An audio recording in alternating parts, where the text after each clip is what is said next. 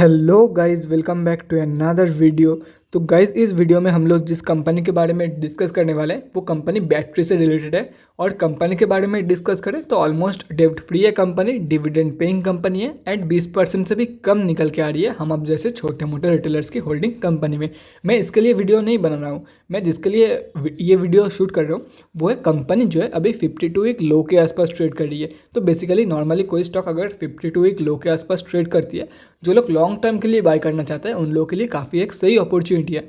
तो इस वीडियो में भी हम लोग देखेंगे कि क्या ये कंपनी लॉन्ग टर्म के लिए सही है या नहीं, वो हम लोग फर्स्ट पॉइंट पे डिस्कस करेंगे जो कि है फंडामेंटल एनालिसिस। यहाँ पे हम लोग देखेंगे कि कंपनी कौन सी है। एंड कंपनी देखो 52 लो के आसपास मिल रहा है, इसका मतलब ले लिया, ये नहीं है। वहाँ पे हम लोग एनालाइज करेंगे कि कंपनी ठीक है लॉन्ग टर्म के लिए या नहीं, फंडामेंटली स्ट्रांग है या नहीं। सेकेंड पॉइंट है वॉल्यूम एनालिसिस। इसके थ्रू हम लोग फ्यूचर ट्रेंड के बारे में अंदाज़ा लगाने की कोशिश करेंगे। And third point is technical analysis. इसके थ्रू हम लोग देखेंगे कहाँ पे जो लोग स्विंग ट्रेडर है वो लोग कहाँ पे बाई करके चल सकते हैं एंड क्या उन लोगों के लिए टारगेट्स रहने वाली है।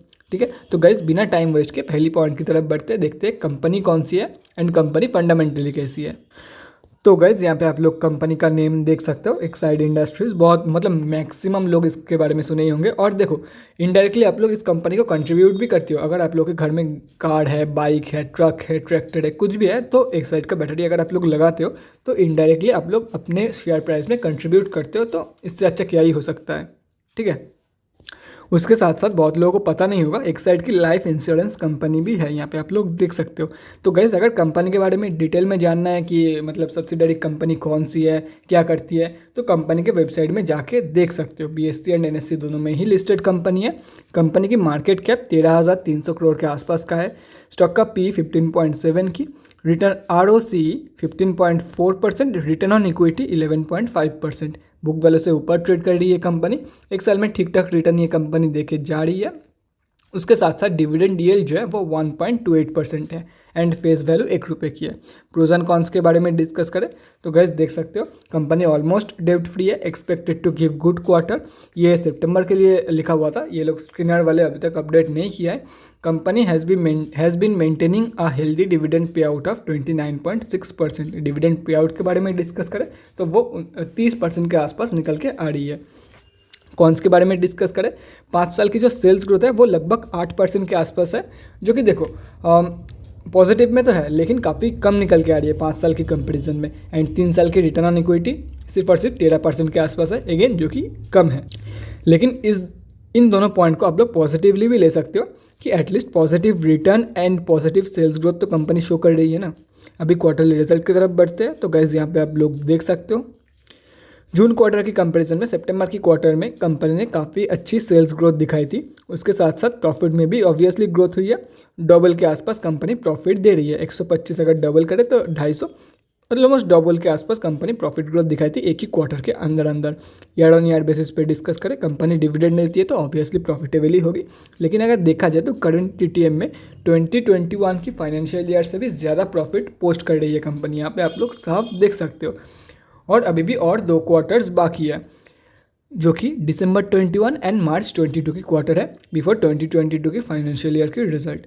तो एज एक्सपेक्टेड इससे मतलब 1000 करोड़ तो आराम से क्रॉस कर ही सकती है कंपनी और रिकॉर्ड ब्रेकिंग प्रॉफिट भी कंपनी पोस्ट कर सकते हैं। अभी से कंपनी जो है वो एक रिकॉर्ड ब्रेकिंग प्रॉफिट दे रही है। लास्ट रिकॉर्ड 844 करोड़ की थी, करंट TTM में ऑलरेडी 845 करोड़ की प्रॉफिट कंपनी शो कर रही है। तो हो सकता है आराम से 1500 करोड़ प्लस भी प्रॉफिट पोस्ट कर सकती है इन 2022 की फाइनेंशियल ईयर की रिजल्ट। बैलेंस शीट गाइस यहाँ पे आप लोग देख सकते हो, कंपनी ने डेब्ट रिड्यूस किया है। उसके साथ साथ बहुत ही सही मतलब जितना डेब्ट कंपनी के पास है नहीं उससे ज़्यादा रिजर्व कंपनी ने इंक्रीज़ किया है, देख सकते हो आप लोग। तो काफ़ी सही कंडीशन में है कंपनी की बैलेंस शीट। कैश फ्लो तो देखो गाइस, कैश फ्लो ये 2021 की फाइनेंशियल ईयर की मतलब 2021 फाइनेंशियल ईयर की कैश फ्लो है यहाँ पे। उसके बाद कोई अपडेट नहीं है, सितंबर क्वार्टरली है तो फिर जून की तो कुछ कह नहीं सकते। हो सकता है पॉजिटिव में हो सकता है ना हो, कुछ भी हो सकता है। शेयर होल्डिंग पैटर्न तो प्रोमोटर्स की होल्डिंग कांस्टेंट है एंड FIIs एंड DIIs ने अपनी होल्डिंग डिक्रीज़ किया है, देख सकते हो आप लोग। FIIs एंड DIIs ने अपनी होल्डिंग डिक्रीज़ किया है। और पब्लिक के बारे में डिस्कस करें, एक ही बड़े रिटेलर्स की होल्डिंग है, वो है Hathway investments private limited. 4.32% holding है इन लोगों की, बाकी कोई भी और बड़े रिटेलर्स की होल्डिंग नहीं है। DIIs में देख लेते हैं किस किस की होल्डिंग है। LIC की होल्डिंग है और LIC ने अपनी होल्डिंग इंक्रीज़ किया है, आप लोग देख सकते हो इस क्वार्टर में 6.5.89 से 6.09।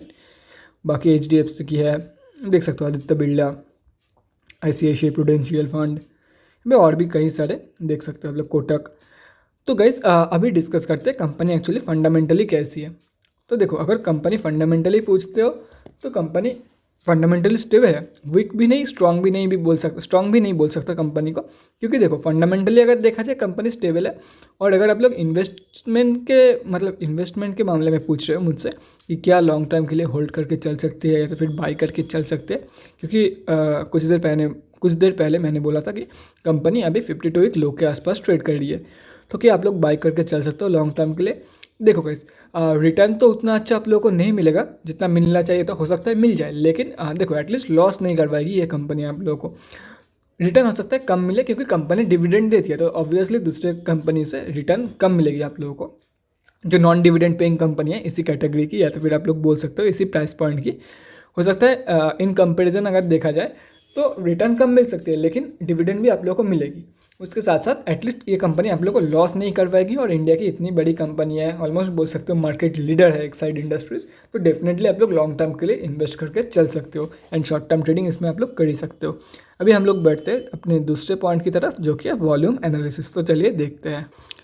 तो गाइज, हम लोग NSE के वेबसाइट पे आ चुके हैं। निफ्टी 500 में कंपनी लिस्टेड है, एंड अगर आज के बारे में डिस्कस करें 53,36,636 क्वांटिटी ट्रेड हुआ है, जिसका वैल्यू लगभग 8,496, मतलब ऑलमोस्ट 8,500 लाख रुपीज़ के आसपास निकल के आ रही है।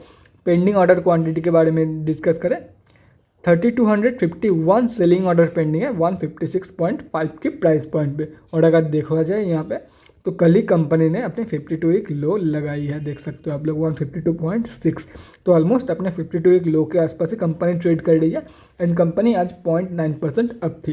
डिलीवरी परसेंटेज के बारे में डिस्कस करें 24.95, मतलब अभी लोगों का भरोसा नहीं है कंपनी के ऊपर, इसीलिए वो लोग डिलीवरी ट्रेड्स बहुत ही कम ले रहे हैं। जो भी ले रहे हैं मुझे लगता है कि वो लोग सेल करके ही निकल रहे होंगे। जो लोग डिलीवरी क्वांटिटी मतलब डिलीवरी स्टॉक सेल करते हैं उन लोगों की भी यहाँ पे काउंट हो जाती है। तो मेजॉरिटी ऑफ द ट्रेड, मतलब वॉल्यूम यहाँ पे 53 लाख तो दिख रहा है, लेकिन अंदर से टोटली खोखला है। मुझे यही लग रहा है कि 52 वीक लो के आसपास ट्रेड करिए। लोग यही डर रहे हैं कि क्या पता और भी नीचे ना चली जाए 150 की लेवल, या तो फिर 100 की लेवल भी टच ना कर दे।